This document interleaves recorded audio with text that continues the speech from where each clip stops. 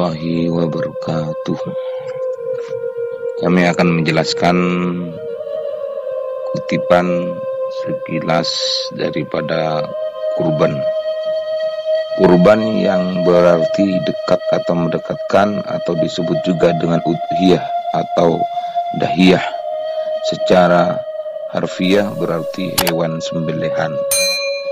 Sedangkan ritual kurban adalah salah satu ritual ibadah pemeluk agama Islam dengan melakukan penyembelihan binatang ternak untuk dipersembahkan kepada Allah Subhanahu wa taala. Kurban berasal dari bahasa Arab yang berarti kurban adalah Islam, juga disebut dengan udhiyah dan adhiyah. Yang bahasa Arabnya adalah qaribah, yang berarti dekat atau mendekatkan, untuk mendekatkan diri kepada Allah Subhanahu wa taala dengan mengerjakan sebagian perintahnya. Dalam kurban dikenal juga istilah udhiyah yang merupakan nama untuk hewan kurban yang disembelih pada hari raya kurban. Pada hari raya Idul Adha diperingati peristiwa kurban di mana Nabi Ibrahim bersedia untuk mengorbankan putranya untuk Allah Subhanahu wa taala. Melihat pengorbanan Nabi Ibrahim, Allah kemudian mengganti anaknya dengan seekor domba. Ketika waktu penyembelihan tiba, berikut beberapa keajaiban di masa dulu, beberapa keajaiban yang Anda ketahui dalam kurban tersebut. 1. Hukum melaksanakan dan ketentuan kurban dalam Islam. Menyembelih kurban hukumnya adalah sunnah muakkad. Sunnah muakkad berarti ibadah yang dianjurkan dengan penekanan yang kuat atau hampir mendekati kepada wajib. 2. Ketentuan hewan kurban dalam Islam. Ketentuan yang boleh dijadikan kurban disembelih adalah hewan ternak seperti domba, kambing, sapi, dan unta. Untuk satu ekor sapi, 1 ekor unta, maka mencakup kurban untuk 7 orang, baik dalam satu keluarga yang hubungan dengan keluarga 7 orang. Kalau kambing untuk 1 orang, 1 keluarga atau tidak, dalam artian kalau ada keluarga yang kurban 1 sapi, maka yang dikhususkan, yang dicantumkan dalam nama 1 sapi itu adalah 7 orang yang sudah ditentukan oleh keluarga yang sudah berkurban, yang melaksanakan kurban tersebut. Syarat hewan kurban yang harus kita ketahui, yang pertama yaitu jenis hewannya yang mau dikurbankan, yaitu harus binatang ternak, unta, sapi, kambing, dan juga domba. Bisa dijadikan pilihan sebagai hewan kurban. Syarat yang kedua, usia hewan kurban. Usia hewan kurban harus mencapai umur minimal yang ditentukan syariat. Usia hewan ternak yang boleh dijadikan kurban, kalau unta minimal berusia 5 tahun dan telah masuk tahun ke-6.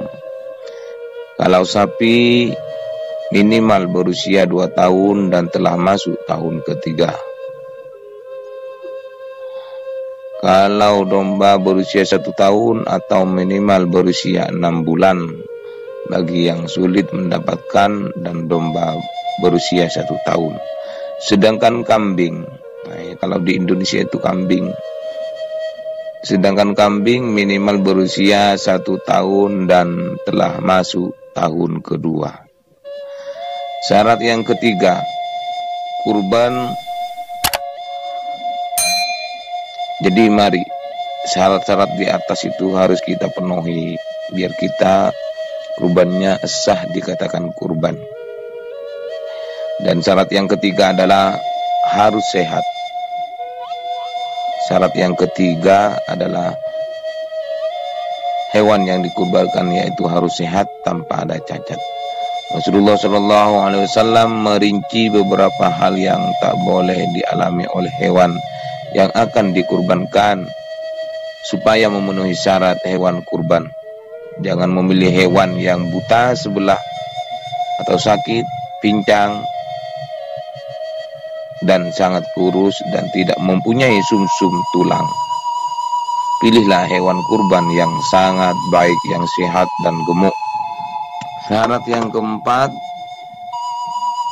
bukan milik orang lain. Jadi yang dikurbankan itu bukan milik orang lain.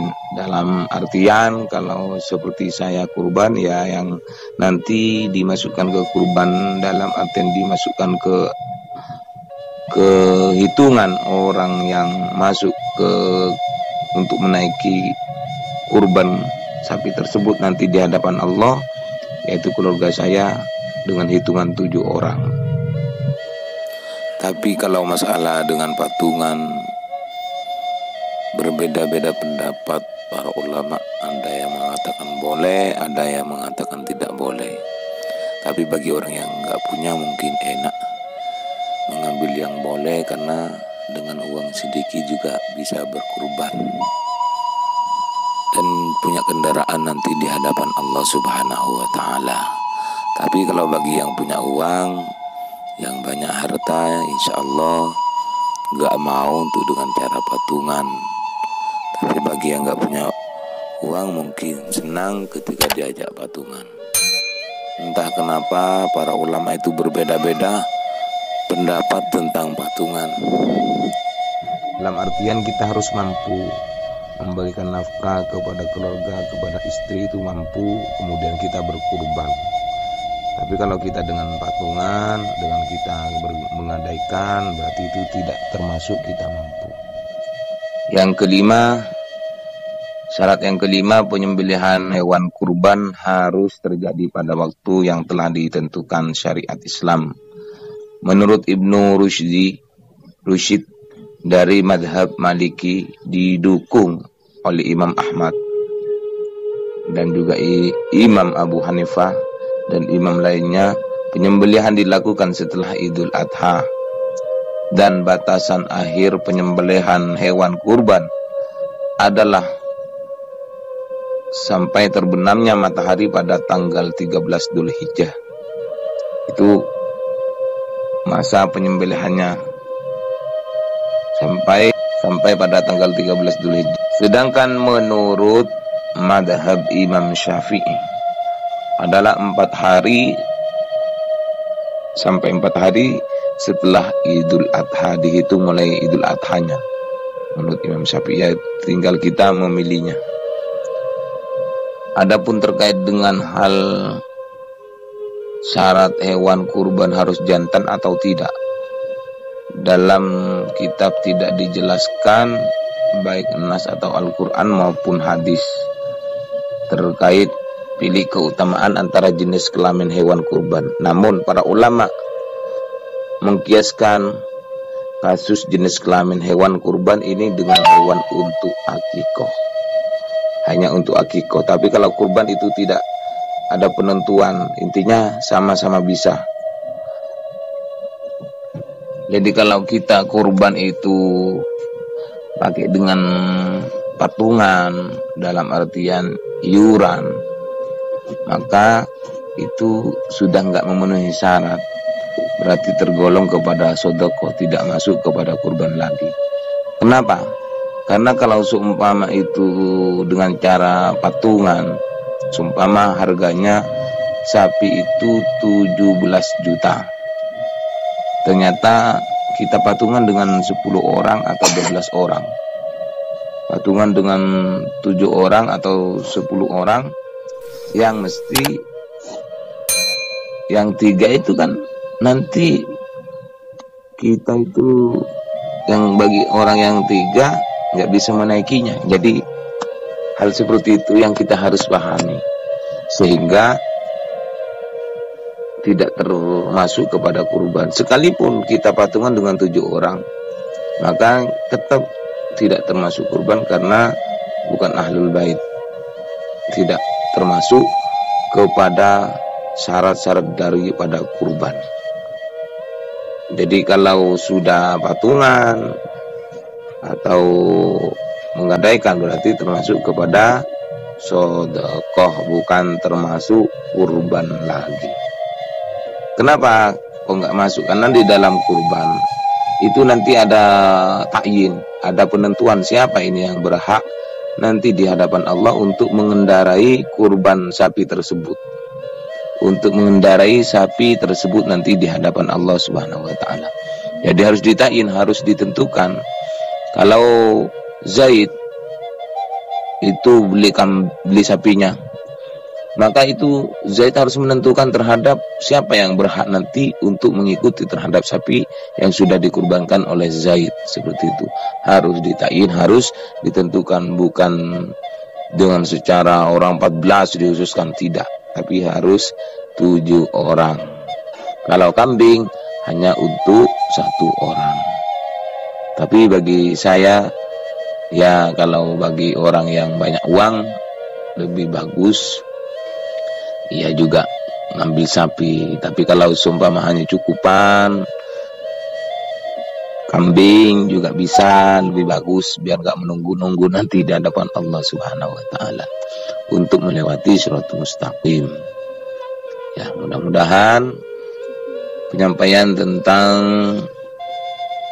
kutipan dari kitab, penjelasan dari kitab tentang kurban mudah-mudahan menjadi pemahaman yang mendalam bagi kita semua, sehingga yang sudah terkeliru, yang sudah salah, semua umat Islam mudah-mudahan bisa merubahnya biar sah kurban kita. Mungkin bila mana ada kesalahan dari kami, sekian, mohon maaf yang tiada batasnya. Akhiran wabillahi taufiq wal hidayah wa ridha wal inayah. Assalamualaikum warahmatullahi wabarakatuh.